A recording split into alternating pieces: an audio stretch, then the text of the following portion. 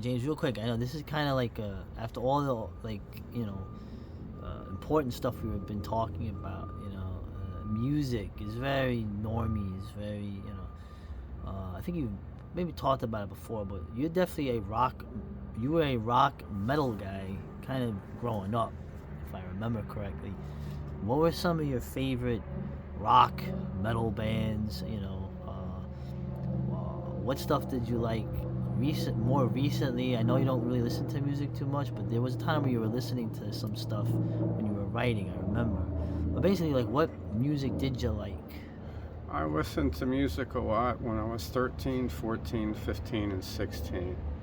I only listened to live albums if I could get them. I always preferred a live version to the studio version because I mostly listened to music when I was training. Okay. And there was more energy to it. So albums that I had, Kiss Alive. I had both Grand Funk live albums. Oh, damn. Caught in the Act was the one they did in the 70s, but I preferred the older one, Grand Funk Live from the 1960s. My favorite song out of all these songs was the live version of Inside Looking Out by Grand Funk. Wow. My next favorite my favorite album would be Grand Funk Live, then Grand Funk Caught in the Act, then Kiss Alive, then ZZ Top Fandango, the live side. Oh, wow. Then the Song Remains the Same by Led Zeppelin, live album.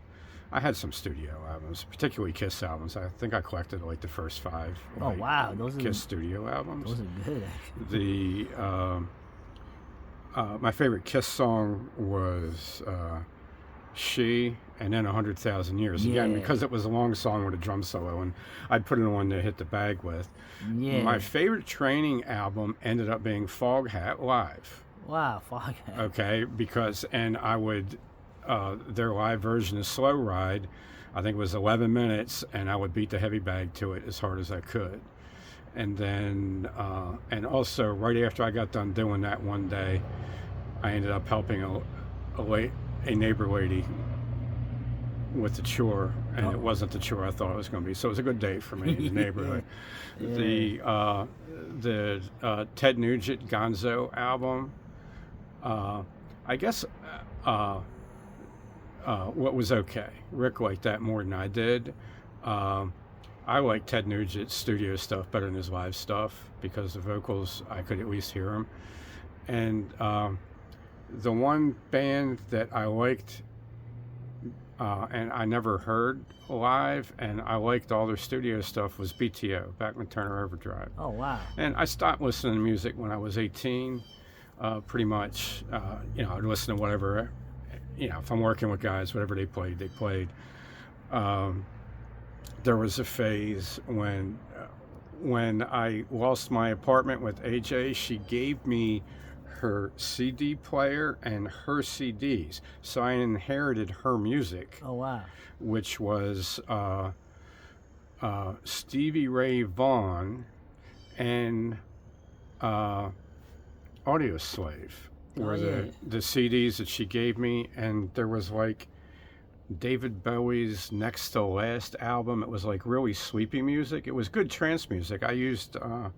I liked, I think when I wrote one of the Sunset novels, Thunderboy, I wrote the entire thing, 97,000 words, while listening to Audio Slave, I Am the Highway, over and over again.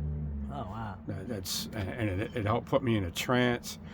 And I did that because I lived upstairs from Steve, who had a refrigeration business that he ran out of the office below me, and there was no drop ceiling above him. It was just a hardwood floor. So I would put music on. Otherwise, I would be hearing Trinity Mechanical news the whole time I'm trying to write. Right. And I actually became the historian of Trinity Mechanical.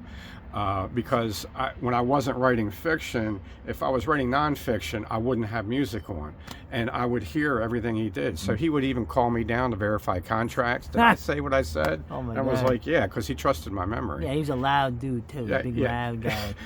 Yeah, and then I even came down for a dispute with one of his mechanics. Mr. James, did I or did I not say this? And they both trusted me. Yeah. I actually adjudicated her. That's funny. Okay, so that was kind of like the end of music for me when I moved out Right. of Sensei Steve's. I just never really listened to music again.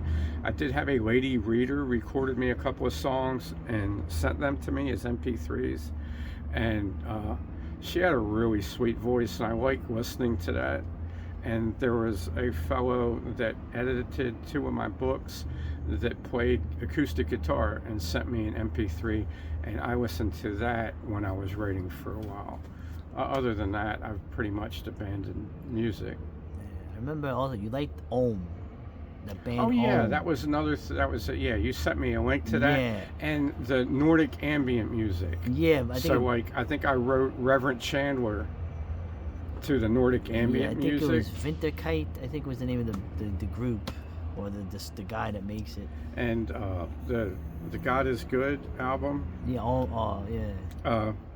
I think I wrote a couple of fantasy novels while listening to that. Right. Ohm was basically And that was all back at Sensei Steve's. Yeah. So that's really when I was consuming that music. So I listened to music in my teens, Right.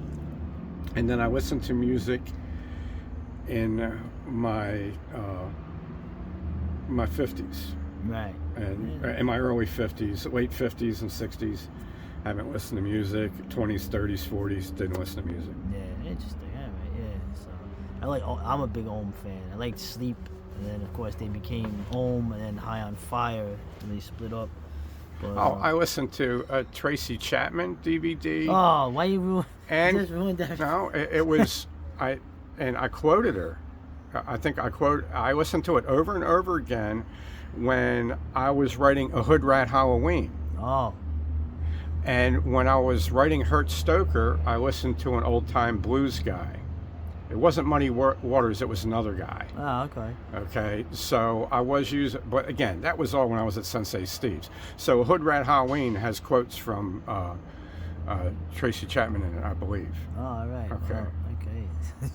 She was all right. You know what? She was all right. Well, I could hear the words. I have a very hard time, like, I can't read comic books because I have a hard time absorbing pictures and text at the same time.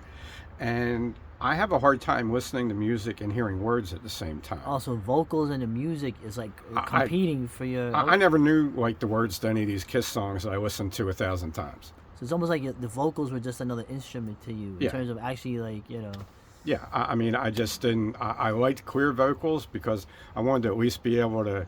I could hear like the chorus Yeah. or like one line, but most of everything was just gibberish to me. Right. So you know. And it would be news to me when somebody would tell me what the Yeah.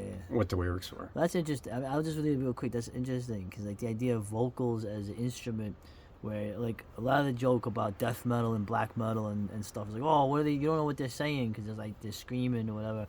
But in some ways, that's part of it. It's like it's another sound. Staying up drinking with Big Tony in Portland, he loved music, and the later we stayed up drinking, the more he liked having music on in the background while we were talking. And I mean, we would drink for like 10 hours. Yeah, well, I mean, he was like, that was till like 6 o'clock in the morning. I refused to stay up until the sun came up. I went back out in the garage, and he's still partying like in there. But he turned me on to a couple of groups that I really liked. His favorite musician was Jimi Hendrix because he was a Seattle area guy, and Tony grew up in Seattle. And Tony was actually a really good guitar player, except for his giant sausage fingers kept him from doing any of the cool stuff that the blues guitarists could do, or some of the detail stuff. Clutch. Oh, Clutch is great. And was one of his favorite bands, and he told me they were from Maryland. And Black Label Society. Oh, Zach Wilde. Yeah, that's the guy who was Ozzy's guitarist in the 80s. Which I thought was really cool. Yeah, he was cool. I liked They both were of good. those. There were some other bands he put on that I liked. So So anyhow, that's kind of like my entire lexicon of music. All right, well that's my a good. musical It's not a life. bad one. I mean, like I said, there's a lot, rock Oh, and. Alice Cooper. Rick and I listened to a lot of Alice Cooper. Oh, I love Alice Cooper. It's probably my And I favorite. actually think I had like 5 Alice Cooper albums. Well, I Like remember I when. had two of them from the '60s. Well, I remember playing the Halo of Flies the one time, and you knew right away it was from Killer.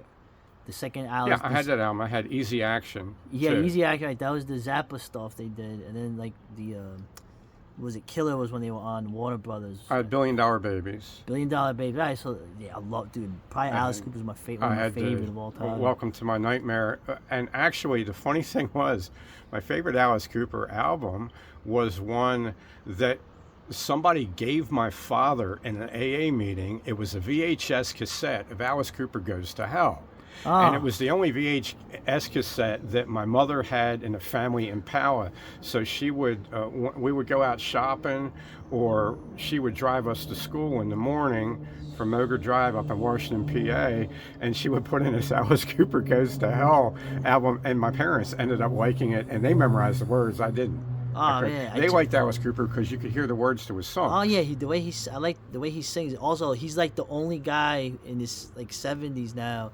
He's still putting on a good show. Like he's kept himself in shape. He got his drinking out of the way in the '70s. He's like when all these other boomer dinosaurs are falling down, the guy's still kicking, man. But whatever. It's just interesting. All right, man. That was cool. That was a cool. And I like Dio. Oh, you remember Dio? I listened.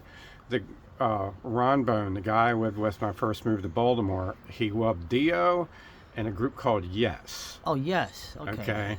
And he was a Yes fanatic, and then his second group was Dio. So I listened to that all the time because it's what he was playing. And that is something I ended up listening to Dio and Soundgarden when I found out it was the same singer as Audio Oh yeah, Slave. Chris Cornell. When I was in Sensei Steve's, because I got to the point where I would pick out a thing. Like I wrote a whole novel to A Burden in My Hand. I just listened to that song over and over again. Just a bit. All right, you know. all right. Yeah, those guys are gone too. All right, brother. Yo, rock on, man. It's Rocktober, so that's why we did this.